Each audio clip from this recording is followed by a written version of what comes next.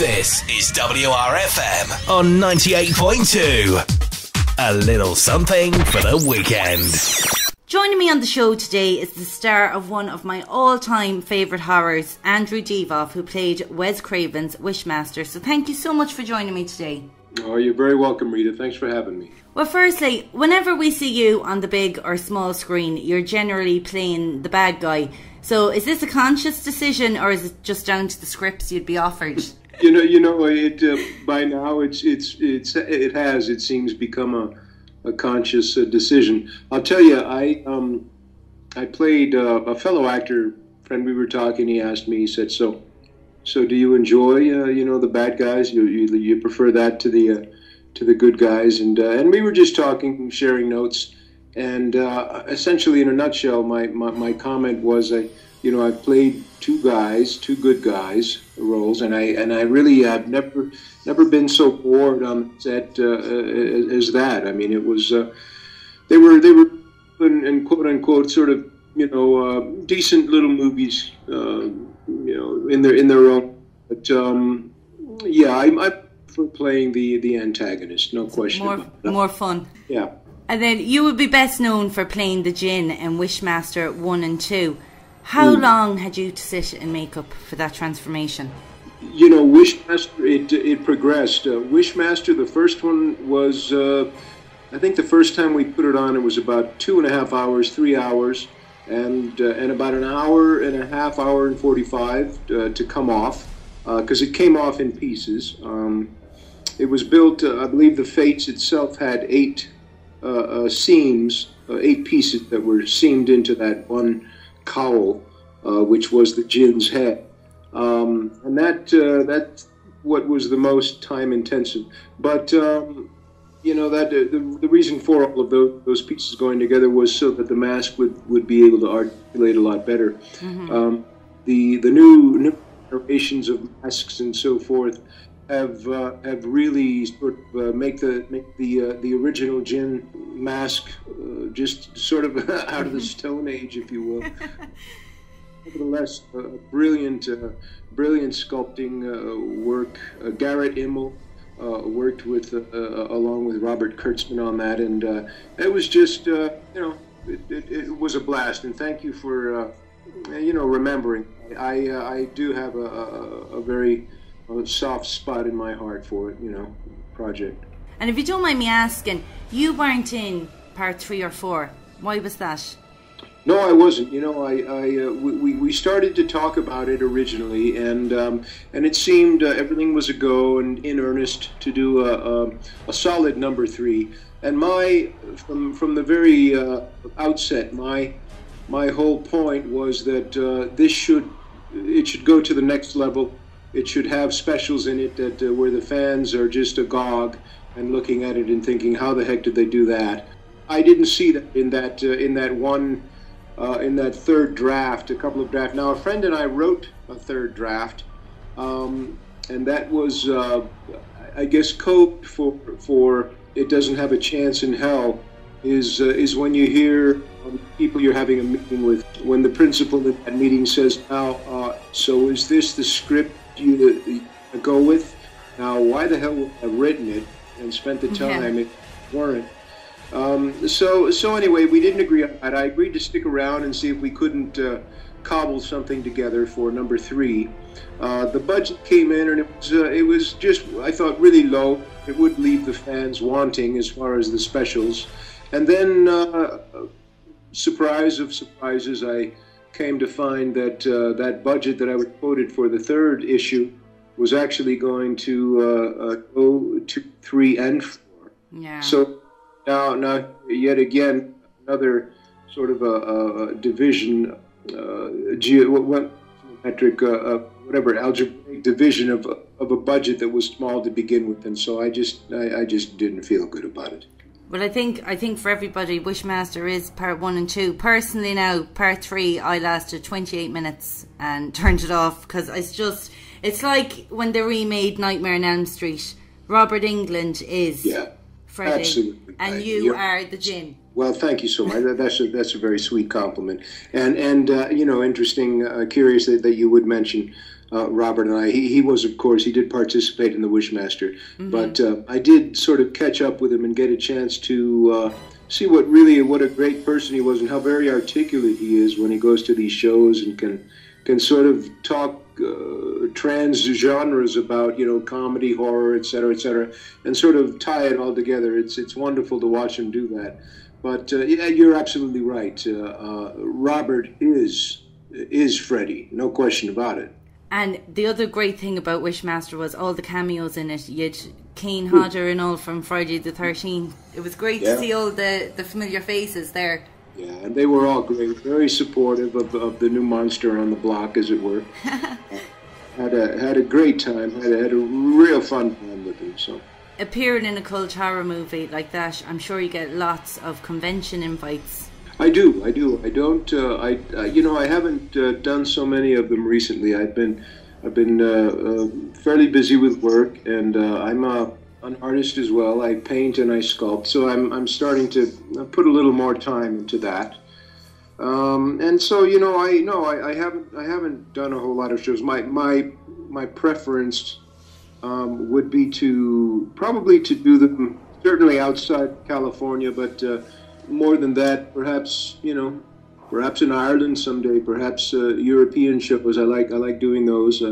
Haven't done one in Russia yet, though. I hear that the genre is quite popular there. Conventions, they really draw such a crowd, and it's fantastic to be able to go out and meet the stars of your favourite movies and TV shows. Well, it's fun for us too. You have to know that it's fun for us to be in new places and just sort of get to meet the crowd and the people, and then see the place that they inhabit, the place they live in. Incidentally, and I don't know if you knew this, but I am half Irish by heritage, and my mother, I think so, Mildred Ethel Lynch. That's not Italian, is it? The town I'm originally from here in Ireland would have loads of Lynches. It'd be quite a popular name. Oh yeah, well that's what I need to do, because I understand that my grandmother, and I lost my grandmother when I was still quite young, about 12 years old, having come to the States from Venezuela, which is where I grew up. And so it was unfortunate, because I would have liked to hear a lot of that side of the family's history. So eventually I intend to come actually to Ireland and get my citizenship, so that I can work in the EU. That'd be fantastic. Well, as well, you'll have to watch out now for any conventions or having, so we can come out and meet you. Yeah, absolutely. Please keep me posted if you should hear anything. Absolutely. Well, another movie you were in that's a favourite of mine was in 1991, Toy Soldiers. Oh, yeah. One of my all-time favourites, and for those listening now who haven't seen this movie, it's about a group of terrorists taking over a boarding school. And it was such an original idea when that movie came out. Is that what drew you to that part? It did indeed, and that movie, that was still early in my career. I think, let's see, yes, I think I had done another 48 hours, and after that I went, and I think I went, and that was my sort of first foray into the genre. I went and did Stephen King's Graveyard Shift. And then I heard through the sort of the grapevine about this project, and of course Daniel Petrie was known to me. I knew of his great work. At that time, it was Turner and Hooch that he had written and got a lot of variety for. I read the script. I loved the character. I sort of I just saw myself playing him, and it was wonderful. I got to fly out to New York and do the interview there, and according to Mr. Petrie, he I guess I came in with what might be considered a heavy accent, and so he said, could you bring it back? Could you tone it down, and get more into sort of a subdued character? And I said, yeah, I think so. I can do that. Anyway, did it, and then it says it was that ability to adapt so quickly that made him essentially hire me on the spot. It was a great, wonderful, in this business, essentially, wandering companies that we are, you get to spend some time make new friends, new actors, and appreciate their work together. And then, may not for 20 years, I worked with Sean Astin, as you know, on Toy Soldiers. Yeah. So we worked in '91, and then just a few months ago up in Toronto, filming this Guillermo del Toro project called The Strain. And just by way of saying, it was wonderful working with him. It went really well. It was great to see him grow up and with a family of his own. Oh, well, he was fantastic in the movie. He really was. And then, of course, alongside acting and your art, you have a passion for environmental issues. So could you tell us a bit about your corporation, Verdant Resource? Yeah, first of all, it's interesting. These days, the name, the nomenclature, corporation makes people think of sort of this sort of necessarily nefarious big business entity. We're not. We're quite the opposite. We're quite small. We're starting out small. However, we're called Verdant Resource. We are a what's called a flexible purpose corporation, and what that allows us to do, though we are a corporation, we in this case are not beholden to the bottom line, and in fact, part of our charter is to do good. So I'm also very interested in water rights as concern Indian reservations in this state, surrounding southwestern states.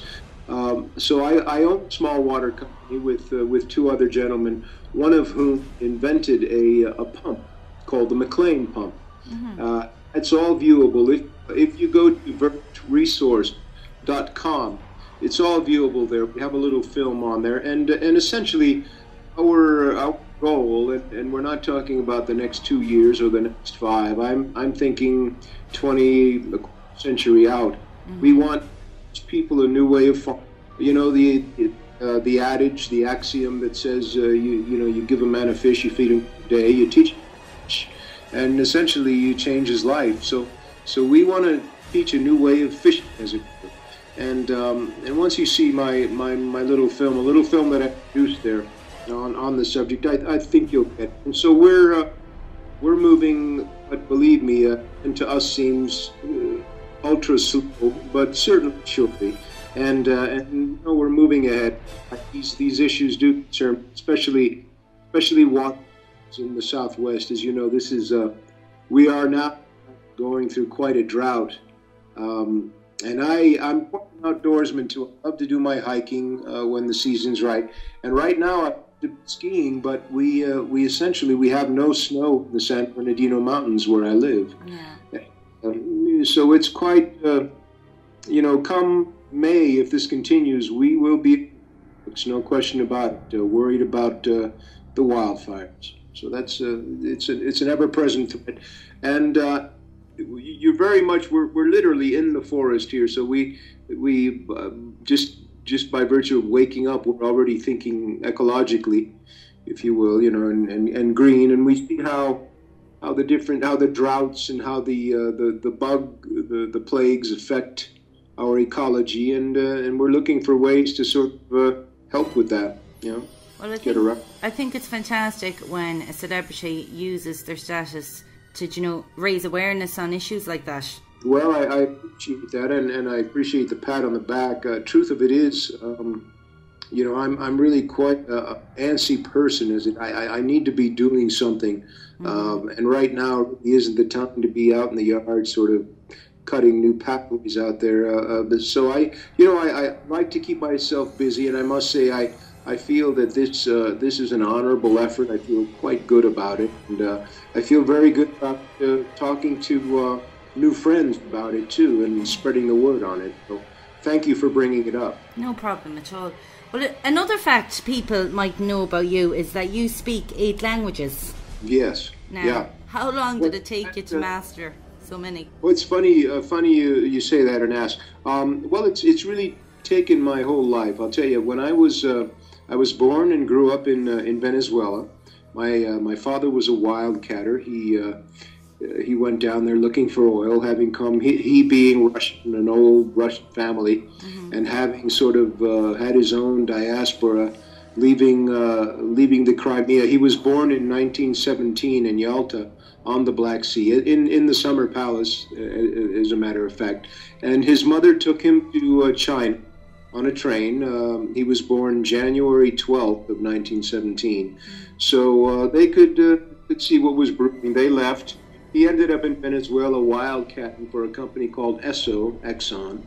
And his boss was my mother's father. So that's how that sort of came about. My first language was Spanish, of course, and I attended the local American school, so learned English, and we did speak English in the house, as it wasn't in practice every day, just to keep it up.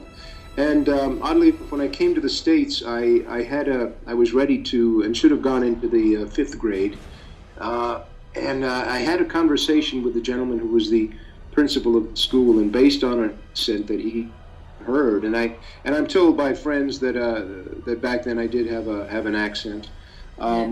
He felt that it was best for me to be held back, and that sort of stigmatized me and essentially made me obsess languages. So I would, to the detriment of all other studies, I would obsess on languages. I would do well in them, and bring my D- average up to a D so that I could pass to the next level. Very good. Your next movie is Badasses, starring Danny Trejo and Danny Glover. Could you tell us a bit about the movie and the part you'll be playing in it? Yes, it's essentially obviously the sequel to Badass, the first one. And here again, and briefly I'll tell you, I worked with Danny a very, very long time ago in a movie called The Stranger, a biker movie. And Danny was humble then. It was wonderful to see him now. A little less humble now. I don't mean that in a bad way. I mean that in the sense that he understands where he is in the business, and it was just wonderful to see him and see how he treated the crew. He was really a genuine, great person with him. This essentially is I guess if you could call it an older version of say an Eddie Murphy cop movie. It was great to work with Danny Trejo, and in this movie I am of course the antagonist. I get to play an Argentinian character, Leandro, and it's really quite, as I was saying, it was quite fun. It was kind of a day on the playground, getting to see Danny again and see how well he treats his crew and how just how he's evolved himself. It was wonderful to see. Well, it's great to see like all the action movies that are coming out now, and they're really like, the 80s. Like they're fantastic. Because we had there now, I watched it the other day, Escape Plan with Stallone and Arnie, and it was just the minute it was over, I said that just brought me back to the 80s. It was, and that's really what it's designed to do, and they they model the films on that. They know what they're doing, don't they? That's it. And even like, at the end of an 80s action movie when you'd have that kind of cheesy line and then the kind of freeze frame. And a freeze frame, right. Yeah, I do. Well, this is, I guess this would, it's not, maybe this is more 90s, I would even say, this Badass. Or Badass 2, I guess they're calling it Badasses. But Danny Glover, it was great to work with him. He's a gentleman and wonderful on the set as well. A great example. So I'm lucky. I've been real lucky. Been staying busy and knock on wood here. Fantastic. Well, I look forward to seeing that now. Well, look, I won't hold you any longer. But before I let you go, would there be any chance of you doing the Jin's voice, saying "Make your wish, fulfill the prophecy"? You have to do it. Sure. Rita, make your wish. Oh, well, that's just made my year. Oh, that's so cute. So much. And listen, I'm serious too. If you should hear about any shows, even in the environs, if it's over in Scotland or wherever in the UK, love to come by. And as I say, I do intend to. When I'm there, I'd love to come by and say hi. Fantastic. Well, I'll keep in touch and let you know, because it'd be great to meet you in person. Very good, and thank you so much for your time, Rita.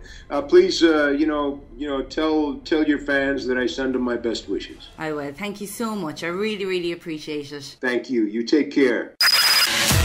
This is WRFM on 98.2. A little something for the weekend.